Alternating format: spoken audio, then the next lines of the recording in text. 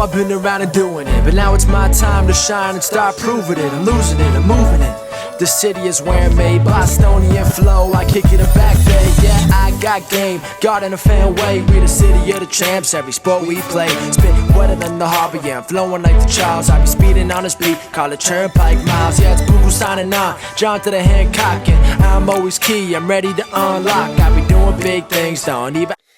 Welcome back, everyone, to the newest edition of Once a Week. I'm Billy Gianlutis, and today we have a returning guest, someone who's been on here, I don't know, 5 times at this point, but every single time we get together, there's such a common ground with our goals of helping people, helping students, inspiring people with our stories, inspiring people with these impactful messages that we bring to the table. Guys, he is an inspirational speaker. He is going to different high schools. He's going to colleges. He's truly helping students understand mental health, help them understand how to pick themselves back up when life knocks them down. But his story is exactly that, because he's been through, I believe he told me before recording, the 27th surgery of his life only a few weeks ago. Guys, he has been through the ups and downs, but he has such a mentality, such a mindset to get up and keep going. And it's awesome. And prior to us recording, we even dove deeper into that to keep that ball rolling for him. But we want to bring it to you guys right now. Everyone, I give you inspirational speaker, Jack Sernett. Jack, I'm happy to have you here, man. It's always a blast when we get together, and I'm excited to see what we create right now. Yeah, thanks for having me, Billy. I appreciate it. I'm not going to say your last name because I'll butcher it, but I'll say thank you, Billy G. I appreciate it. That's awesome. No worries. No, I appreciate it, man. But like I said, you and I just finished a conversation prior to recording, and it's always fun when we hop on and reconnect because we check in on how each other are doing in our own lives. But then the energy just gets to such a high place that we have to hit the recording button. And you mentioned a topic right before we hit recording that I think needs to be the backdrop for this video to help give people a message right now. And that is that everyone in the world, every human is born with survival instinct. Heck, every animal is born with survival instinct. Correct. Yep. But people are not born with an adversity instinct. So, Jack, that's become a new message for you and what you bring to audiences. But tell us what your perspective is on that, for that matter. Dive into it with us. Yeah. So over dozens of speeches over the years and conversations with clients or conversations after speaking gigs, talking to people, it kind of just hit me like, I don't know if you ever read the book, The 48 Laws of Human Nature. There's some stuff in there by Robert Greene. Yep. And something I've realized, like I thought I was kind of isolated in this situation, but over the years I've realized like you just said, like we all have a survival instinct, whether we know it or not. It's just something that's innate in us. None of us are really born, in my opinion, with an adversity instinct, and we have to have intentional training. Otherwise, no matter what happens in our life, that will always dictate the mood or our outcomes. You know what I'm saying? And so, like the tabletop, the way I look at it is like the tabletop is we have a survival instinct. We don't have an adversity instinct. Without intentional training, adversity will always negatively dictate our lives. And then off of that table, there's branches to it, ways to respond to adversity. How do you train for life? How do you train for adversity? What do you focus on? Where does vulnerability play a role? I think all that factors in, but that's something to me that's been so universal, no matter what background, race, ethnicity. It is, as you mentioned, like a universal truth. It's just death, taxes, and adversity. And I don't think any of us we definitely don't learn it in school, but I think if we don't take time to actually like train that, we're going to just do what our parents do or do what our mentors do. And sometimes that might be great. You might have amazing influence in your life. And sometimes you might default back to your natural instincts, which are a negative default bias, the victim mentality, etc. And so I think for me, that's been a nice little like buttoned up position in my head that I've realized in the last handful of speeches I've done, and even just my own personal stuff in the hospital, talking to different nurses, doctors, patients, etc. So yeah, that was a lot of word salad right there, but that's it. That's perfect. No, I think we've talked about this too before we hopped on the recording. Is like you can attach like a healing instinct as well. That is something to frequency, cortisol, stress management, emotional regulation. All that is also stuff that I don't think is necessarily natural. We have to learn that in our life, and better late than never. You and I are in our early 30s. I'm pretty sure. Great. Yeah. So I think, for me, it took 23, 24, 25 years to finally learn some of this stuff. Some people might be in their 60s, but I don't think it's ever too late. I think it's it's super important. And now I feel like it's more relevant than ever because there's so much out there that can trigger people or mess with them or Mm. take advantage of their lack of adversity instinct in their own selves. And so I think it's like so prominent and so important this day and age, more than ever before, because of just how much distraction and just BS is out there that people can get taken advantage of over. Yeah. No, I think you're spot on with all that, Jack. And the cool thing is, with you're 100% right in the sense of we need to learn through adversity. Like we aren't born with that. We need to Correct. understand that Correct. instinct. So in us developing an adversity instinct, it's funny how that connects to the healing instinct because I can look at my own story in the sense of all different painful moments I went through. Adversity creates that painful moment. But if I, as I've said to you, pivot from that pain and look deeper, why does this keep happening? You find the healing in it. So you actually develop your healing instinct through adversity. And so to your points of we're born with survival instincts, but adversity is 100% a fact of life, as you touched on. You said death, taxes, and adversity. Adversity is going to happen in people's lives. And I truly believe, I look at it from a spiritual perspective, adversity is supposed to happen Correct. because we're supposed to come into this world and learn. We're supposed to come in this world and develop and change and grow into who we're meant to be. We choose who we're meant to be, but at the same time, a lot of people face adversity, and as you touched on, they'll go into old forms of thinking of victim mentality, of depression, of anxiety, of anger. And there comes a season where that could be exactly what you're supposed to do for anyone listening right now. If you're sit there and you're supposed to go into a season of victim mentality, okay, because that season ends. And from there, you look back and like, if you don't learn in that victim mentality how to come out of it, which I think everyone that plays the victim, there's a part of them wants to come out of that mentality. People want to come out of depression. They want to come out of anxiety, but they're trying to figure out how. But if you have to go through the valley to get to the mountaintop, you have to realize that your healing is going to come from the adversity that pops up in our lives. So, Jack, I put it back onto you right now to kind of give some of your own stories, some of your own examples, because you just got out of the hospital the other day, and like we were supposed to record the other day, and you mentioned like, "Hey, Bill, I gotta change for a second. No worries on this end," as we touched on. But you have faced adversity so many times in your life. But something that's always stuck out to me about you, Jack, and I said to you earlier, is for you to be an inspirational speaker, dude, literally, inspiration is your backdrop, man, without a doubt, because you have faced so much health factors, you've faced other factors of life, and you still get up and keep going. And you touched on how it's a competitive edge for you, but there's even something deeper in that competitive edge. But how do you face adversity and develop that skill set for that matter? Yeah. So I think first, the very simple basic definition I always talk about with people, whether it's a speaking gig or a one-on-one session with a client, is when something happens the way you don't want it to happen. That's it right there. And there's obviously different variations of that, spilling coffee in your lap or almost dying. And those are both adversity. One is definitely a little bit more intense or crazy than the other. So that's what I always just tell people, like, we all will have things. It's your point. It's part of the human experience. Suffering, pain, adversity, that is the price of entry for being human. It's unavoidable. And so that's what I just want to say right off the bat is like, something happens the way you don't want it to happen. Yep. That's adversity, in my opinion. Now, in regards to, the way I kind of approach it and the way I've done it recently, even this week, for example, the first thing I also want to clarify is like, I don't want to belittle anyone's adversity or pain or suffering. Mm-hmm. I think you can be a victim, but that mindset will not help. So, for example, like, I don't know how much you want to air out, but let's just say someone attacked you. Yep. you left your house. Yes, you are a victim. You got attacked.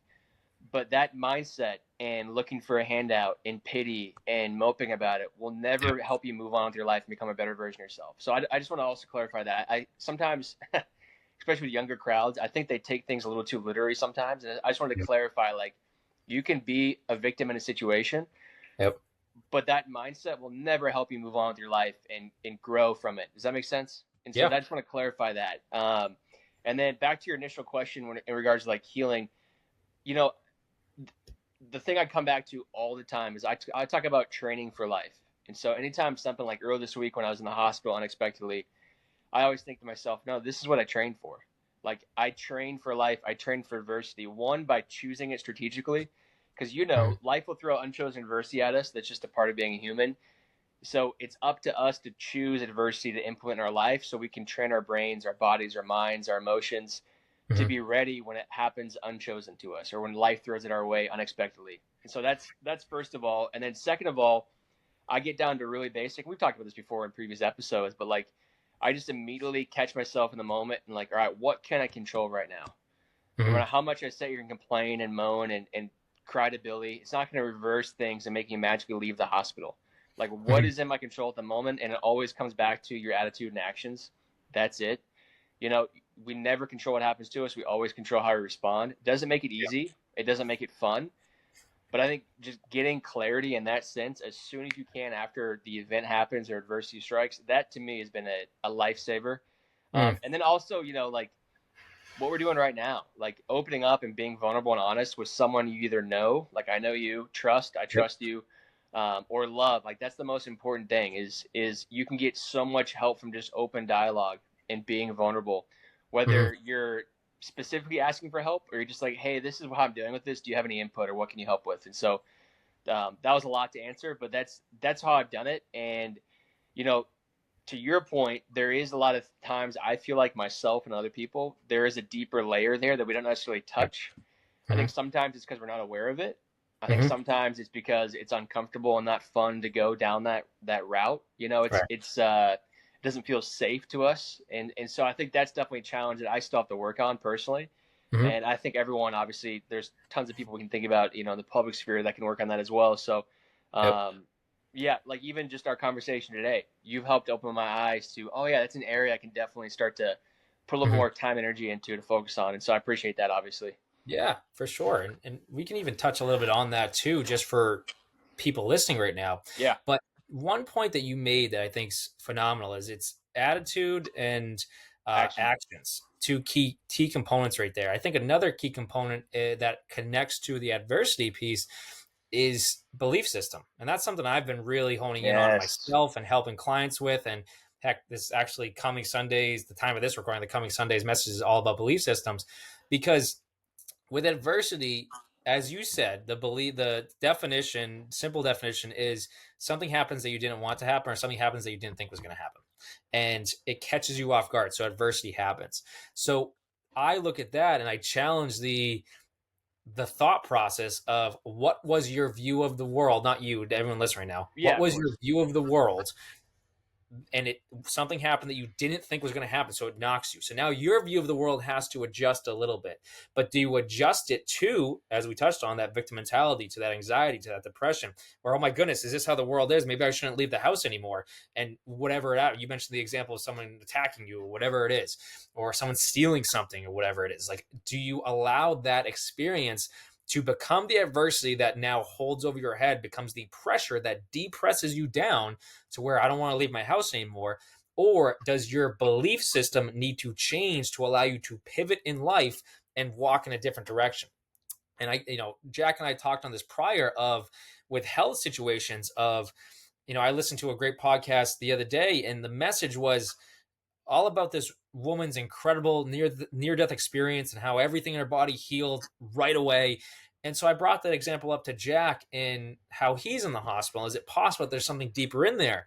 And we stepped into, Jack, what's the process the doctors give you? And they give you the diagnosis and they give you the prognosis. And usually it's on those pieces of paper. It's not fun, especially when you've been in the hospital so often, for anyone listening right now. So the diagnosis is what's immediately happening, and their prognosis is the futuristic aspect of where does this go if we do nothing right now? I mean, if we just allow it to be and we give you this medication and we do this, where does it go? But I always sit there and I looked at, and this was the topic of that podcast as well, is there another option? Diagnosis and prognosis is what they give you, but your belief system determines what actually happens from that. If you accept that belief that your body's done, if you accept that belief that you're not going to fully heal, you're telling your body, hey, here's the adversity, here's the cap. We're not going to even step into that. Or do you sit there and you take a new action when you get that adversity on that piece of paper? Do you sit there and realize, like, well, what do I usually do? Do I go out and I try and do X, Y, and Z? Do I sit there and do I mope? Do I sit there and go never leave my house again because I'm so worried? Or if that was always the belief that you have the world and how your life is supposed to operate, you're allowing adversity to adhere. You're allowing it to sit there and direct your life. Your new action is something completely different. But the problem with adversity, I feel, in the world is that when we get knocked down, it's like a boxer. You get knocked down and you got that daze. You're dazed and confused. Oh my goodness, what do I do? And you go back to the original norm. You go back to what you know best. You go back to what your parents taught you. You go back to what community taught you. You go back to what environment taught you. So we all develop our routines and our patterns based on what we see growing up. But if life knocks you down, is it possible life is trying to get you to take a different action than everyone else did so you can get to where your life is supposed to be, so you can heal, so you can grow, so you can meet that person, so you can do whatever the blessing is supposed to be? So Jack and I discussed that and how to challenge the diagnosis and prognosis based around yourself. So to Jack's point of attitude and action, but also belief system. And you got to check up on those belief systems to make sure they aren't just on autopilot going to where they've always gone. Maybe when something happens to you and adversity sits, yeah, I sit there and take a moment for yourself, regardless of what happens to you. Of course. Take time, check up on you, but also check up on your belief system. Is what I think about the world exactly what it is? Because if we look at where the world is now, everyone is so angry with each other based around their view of the world, based around their belief that they're unwilling to see someone else's view of the world and someone else's belief. So we get destruction. We get, sadly, hatred. We get, sadly, all this stuff. Rather than, Jack touched on it earlier, it's like when you look into a faith aspect or a love aspect, at the end of the day, wasn't that what the world was based on? Wasn't that what society and structure was based on? Is at the end of the day, love, regardless of what religious background people come from. So I know I'm going off on a rant now, but like, it's good. At the same time, it comes back to that point of attitude, actions, and belief systems. So Jack, I'll toss that belief system back to you because it comes in line with everything you and I touched on, one with your own story, one with my story, but the pivot points that we need to make in life going forward. Yeah, and I think,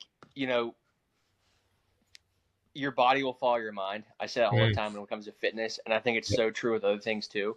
Like, you believe you're always going to be this way, or you believe you're a victim, then you're going to prove yourself right. You know what I'm saying? Like the reticular activating system in your brain, all these different things. You're going to look for evidence for that. You believe the world is a shitty place, whether you know it or not. When you drive around during the day, you're going to look for reasons why the world is a shitty place. So I think you're spot on. When you said believe, I thought of another believe word, and I thought of another B word. I thought of blame. And a lot of times, what the victim mentality is, or what a lack of belief is, it's blaming other people or other circumstances for why you are the way you are, as opposed to taking ownership over your life or ownership of what happened. So often I get caught up in, why did this happen? I wanted it to happen. Well, a lot of times I think I come back to the statement, it couldn't have happened another way because it didn't. You know what I'm saying?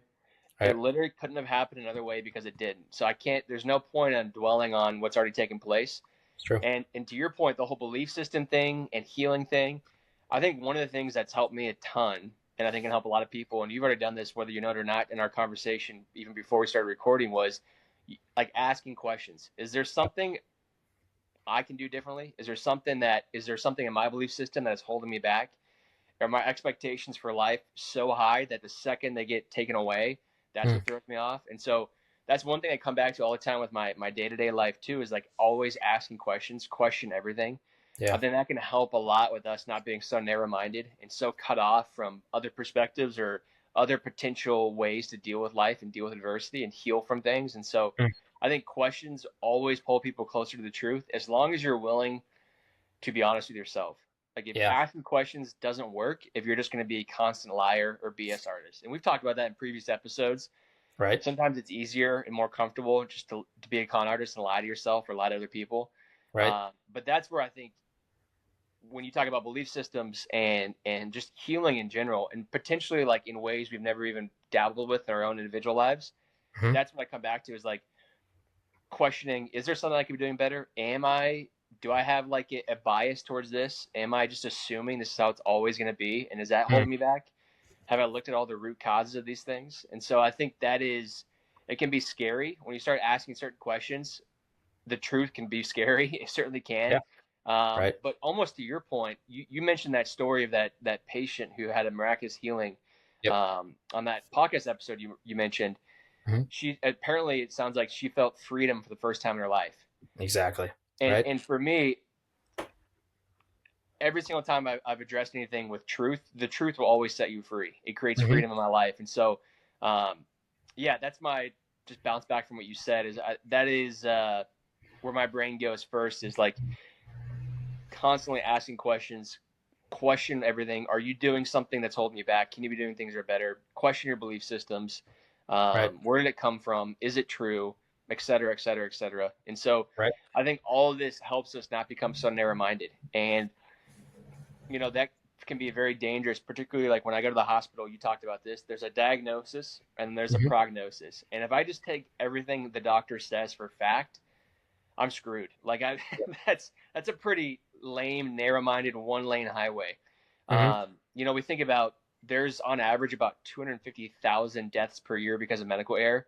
Yeah. Doctors are wrong all the time. It doesn't mean they're always wrong. It doesn't mean the second someone tells you something that's wearing a lab coat, you should disagree with them. Hmm. But that's where I think when you talk about belief systems and healing, my first thought is like question everything, Yeah. particularly asking yourself questions. Right. And then obviously, if we can't be honest with ourselves, then we're not going to get anywhere.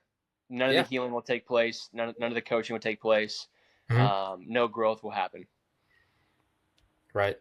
No, I completely agree with you, man. And to kind of put an exclamation point on that, I'll give my own example with this of my own belief systems and how because for people listening, if you're keeping up with the YouTube channel, you've already heard this story. If you watch my Instagram, I told this story as well.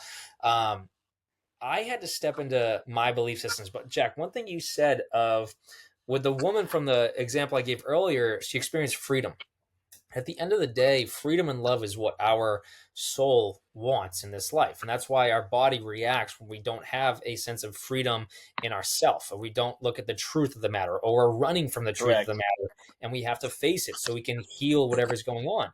But there was something like we get what people don't recognize with our belief systems is that the energy that we put out to the universe, whether people look into uh, energetic aspects, manifestation, the whole nine yards, your emotion is, we've said before, is your energy in motion.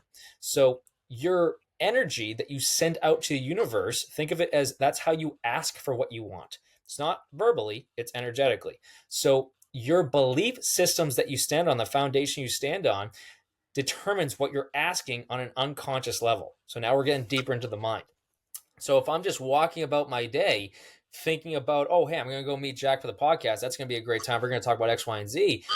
Regardless of what I'm thinking in that moment, the background, the unconscious part of my mind is set to that belief system foundation. And that is the message that's getting sent out. So my life, my reality that I walk in is dictated by those beliefs. So if we aren't getting the result that we want, whether it's a healing, whether it's someone coming into our life, whether it's abundance, whatever term people want to put on it right now, in that, I had to challenge it because years ago, this was probably 2 or 3 years ago. I did a master class, but I did a meditation in that master class to figure out allowing more into my allowing abundance and allowing love and allowing freedom, and we can use all this terminology.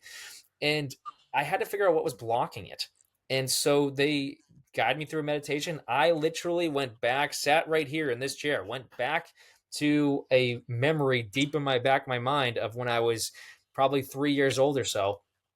And without going into too much detail of the story, I was in a sense left alone and had to pick myself back up in what was going on. It wasn't like, oh, family ditched him or anything. No, one is anything like that. It's just someone else was struggling, but everyone was gone, and I was just sitting there playing my toys.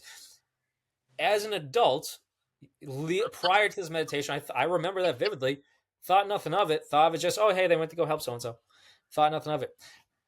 I went back to that memory. That one popped up the most. And what was going through little Billy's mind at that time was, oh my goodness, I have to do it all on my own. And so that became the foundation belief that a kid chose, because when we're kids, we determine our belief system, we determine our view of the world, and that's what we grow into as an adult. So for so long as an adult, I was like, why does help not come in? Why does support not come? Why do people not come in and help when I need it? Or when help does come in, why is it so fleeting? Why are they gone? Why don't they actually follow through? And I sat there and then I go into that meditation, go with this. I'm like, I was blocking that help from coming into my life because I was living from a concrete belief in me that I had to do it all on my own. So the universe picks up, you ask and you shall receive. It picks it up. And it goes, all right, well, he doesn't need anyone. Even though in my head as an adult, I'm like, why? Why does this keep happening? So I had to go in, heal that. And when it did, support came in, help came in, the right people came to my life, the connections were being made. And it's fascinating to think about. But it comes back to that belief system, that concrete belief, Yes. what you stand on. But that goes for anyone listening right now. Jack, it goes for you. It goes for me. It goes for someone in Georgia right now listening, whatever it is. But you have to check up on your belief systems because you don't necessarily know what you've been asking your entire life. And if you sit there and question, why is my life the way it is? It could be because unconsciously you're asking for it or you're creating it. And that's a very deep dive in the mind in a very quick few moments. But I'm telling you, people listening right now, it could make all the difference for where your life goes because I believe that is the healing instinct activated and understanding that adversity comes to get you to have that mindset, to get you to realize that you are a factor of your life. You're a creator in your life. And if you don't Yes. realize how you're creating, you might be creating something you don't want. You might be creating more adversity. And if adversity comes, I'll say this to end it. If adversity comes and that becomes your new belief that, oh my goodness, adversity always comes in my life. Well, now you're telling the universe, hey, bring in more adversity. That is spot on to what my belief system was since Mm. I could remember thought. So just Yep. to kind of piggyback on what you said, Yeah. ever since I could remember as a young kid, there was always something that happened I didn't want to happen. Black eye, broken nose, broken foot, concussions, wrong place, wrong time. You know, and it like I've gotten to the point now. I just turned 31 over the weekend, this past weekend. Yep. You know, you mentioned I've had 27 surgeries. I've spent almost 1,000 days in the hospital. I've had Mhm. friends pass away. I've spoken at funerals. I've had a lot of crazy stuff happen. Yep. For so much of my life, my belief was like adversity is that just I'm just unlucky. It Mm. sucks. Woe is me, the victim. A very basic I guarantee you've heard this a million times, Carl Jung. It's a very basic one and it comes down to I am not what happens to me. I am what I choose to become. And when Mm. I first heard that, I'm like, that's I challenged my ego. I'm like, no, that's Yep. ridiculous. I didn't choose this. All this stuff happened, so that's why I'm suffering and I have depression, anxiety, and eating disorder in high school, and that's Mm. why I'm struggling. It's because all this BS that keeps happening, Yeah. as opposed to like finally waking up and realizing, no, like I am what I choose to become. It doesn't matter Mm. what happens to me. I am what I choose to become. We Right. got back to this at the very beginning, like at the end of the day, like I have control over my attitude and my actions, aka Mm. my response to what happens to me. That's Yep. it. It's that simple. And so, the belief was I'm just this unlucky kid. All this crazy shit keeps happening to me. Woe is me. Pointing the finger, but you know how it is. When you point the finger, you got three more pointing back at you, and Yeah. you're not taking any Yep. ownership. You don't realize how much power there is in your own self for choosing what you want to be in this life, despite what happens to you. And so to me, that's cool to hear how you got that from essentially that was like your younger belief system Yep. that was kind of built in. Right. I hear a very common one is like, I'm not worthy, I'm not enough, I'm just unlucky. This is why I'm never gonna do X, Y, and Z. And for me, mine was just came back to the very basic belief that I now have is I am not what happens to me. I am what I choose to become. Mm. Period. End of story. Right. And it's amazing to your point when that becomes your new belief, as opposed to I am what happens to me. All of a sudden, like abundance, opportunity, energy, frequency. We talk about vibes all the time. Like, oh, it's a Right. vibes guy. It's good vibes. I'm sending good Yep. vibes your way. That's really what it is. It's true. And to your point, it's pretty interesting when you start to look back on your life, like how many doors start to open when things like that happen. Right. And so, yeah, no, that's fascinating. For me, that was the root cause one. For me, that was Mm. my belief system since I was little itty bitty Jack. And it sounds like you, as younger Billy, that was sounds like that was one of your main belief systems that was holding you back, essentially. It's So true. that's cool. That's really helpful. I think that's huge. And I think it can be hard. Some people hearing this, or if they are told this by someone else, I think the ego can get in the way Yep. and just shut off even the option of that being a reality. And so I know Mm. for me, it took me almost dying in the hospital to finally like open my eyes and snap out of it and not be so guarded and kind of shallow. You know what I'm Yep. saying? Yep. So I think sometimes it takes multiple people saying this to you, or multiple events for you to finally like realize like, oh no, like your belief systems are holding you back, or they're opening up opportunities for you. I'm not sure Yep. if you come across it a lot, but I know, whether it's clients I train one-on-one or audiences I talk to, there is sometimes some pushback. And a lot of times it's because people are um, so latched onto their own story they're telling themselves, or their Yep. belief systems, that they don't have an open mind to even consider a different option. And so Right. that was me for 25 years. Yeah. If you would have told me that, Billy, when I was 25, 24, 23, Yep. I would have immediately I stopped talking to you. Like, that's ridiculous. You're silly. You know what I'm saying? And I get so, that. yeah, that's really powerful, dude. I think that's huge. And I think, um, what you said about belief systems, it's like, Mhm. that's the one for me. I simplify it. I think sometimes all this stuff can get very complicated. And we've talked about this before, the KISS method: keep it simple, stupid, or Yep. keep it simple, silly. Right. So for me, what's worked is I just simplify it. I am not what happens to me. I am what I choose to become. Yep. That's what I say in the hospital. That's what I said earlier this week when I had to reschedule with you. Yep. That to me has opened up so much more opportunity and alleviated so much just BS in my life once I Mm. finally started to adopt that belief system. And there's been evidence and proof that that's the case. Yeah. Mm. That's awesome. No, I love it, Jack, and I'm grateful that sparks something as in you as well, and I hope it sparks something in viewers right now as well. But you're 100% spot on. Like, we have to, at the end of the day, I look at it where a lot of the actions that we feel we need to take cannot be taken unless we have a moment of thinking action.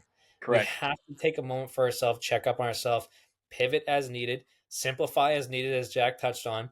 But that to me is really 90% of alleviating the adversity, of alleviating the pain that's preventing the healing, of alleviating truthfully that survival instinct, that fight or flight.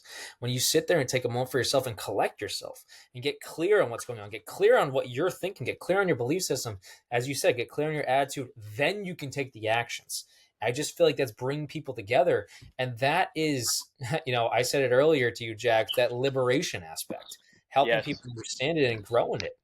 But I know we got a couple minutes left, and before we gotta go. But Jack, I appreciate your time here, and I appreciate every single time that you and I get together. One, either recording or not, because the conversation goes so deep for both of us. But when we do hop on to record, I know so many people can run with this. So many people can take it. So Yeah. for viewers and listeners, I'm telling you, if something sparked you, run with it.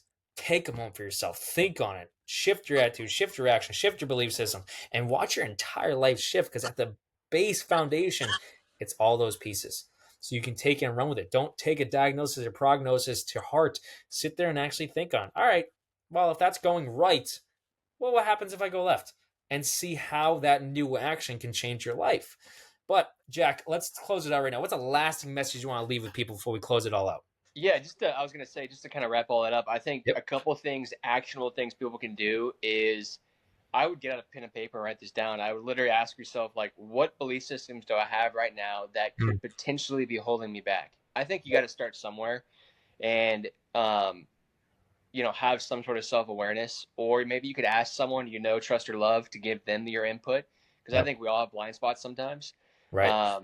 It seems like it's obvious, flash your red lights, what my belief system was, but I didn't realize I was thinking like that until, 5 or 6 people in my inner circle finally said, you're totally behaving as if all your circumstances is what's happening to you.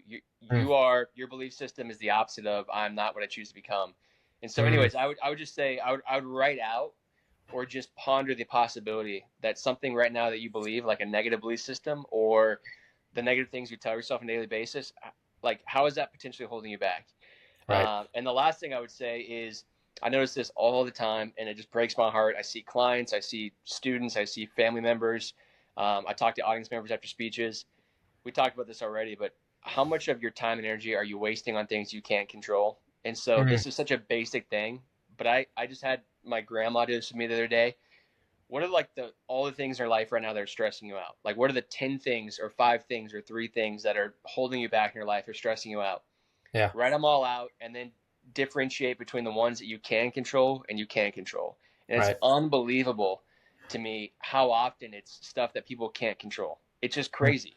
It's the weather, it's politics, it's a sports analyst on TV. It is so sad to me how many people waste their lives on stuff they cannot control. And so that's my challenge to people, is to question yourself and ask yourself, like, all these things that trigger me or stress me, or that I might be spending time on social media or writing a blog about or complaining about to friends, do I have any control over it at all?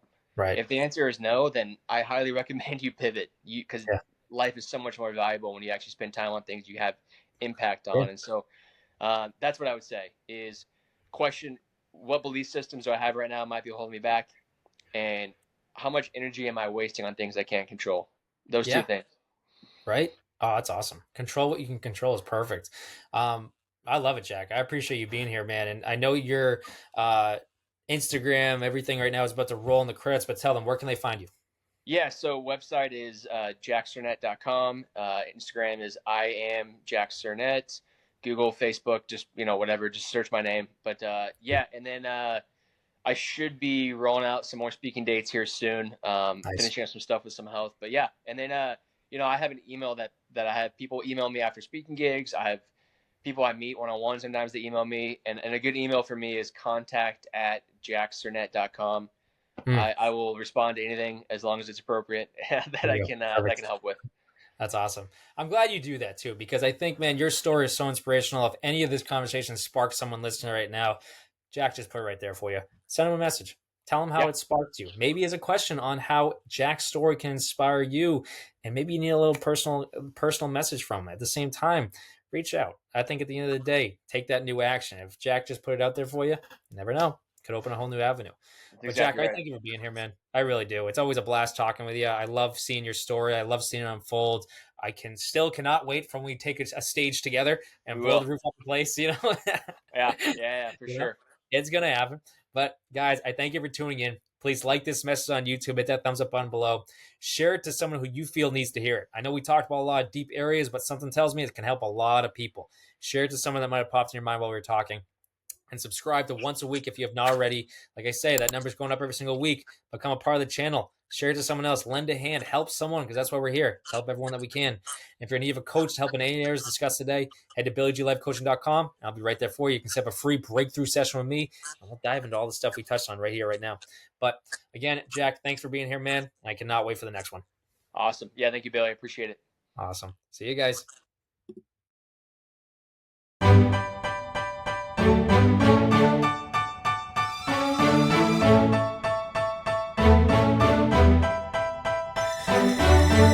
I've been around and doing it, but now it's my time to shine and start proving it. I'm losing it, I'm moving it. The city is where I'm made, Bostonian flow, I kick it a back day. Yeah, I got game, God in a fan way. We the city of the champs, every sport we play. Spit wetter than the harbor, yeah, I'm flowing like the Charles. I be speeding on this beat, call it Turnpike Miles. Yeah, it's Boo signing on, John to the Hancock, and I'm always key, I'm ready to unlock. I be doing big things, don't even have a deal. Yeah, I battle through these bars, yeah, I always bunk a hill. I know that any city I go in, that I be flyer than Logan, and I be flying high. I want this shit pumping here all the way to Shanghai. And my name's not Joe, but I'm not your average guy. I be killing it, east side rapping, cause I'm writing where I'm from. And I know for hella sure that I'm right with what I done. In a minute I'ma win it, chillin' with all these women. It's a dream I've been chasing and I'm never gonna face it. This is something really got lost in. Everybody said no and now they all want it.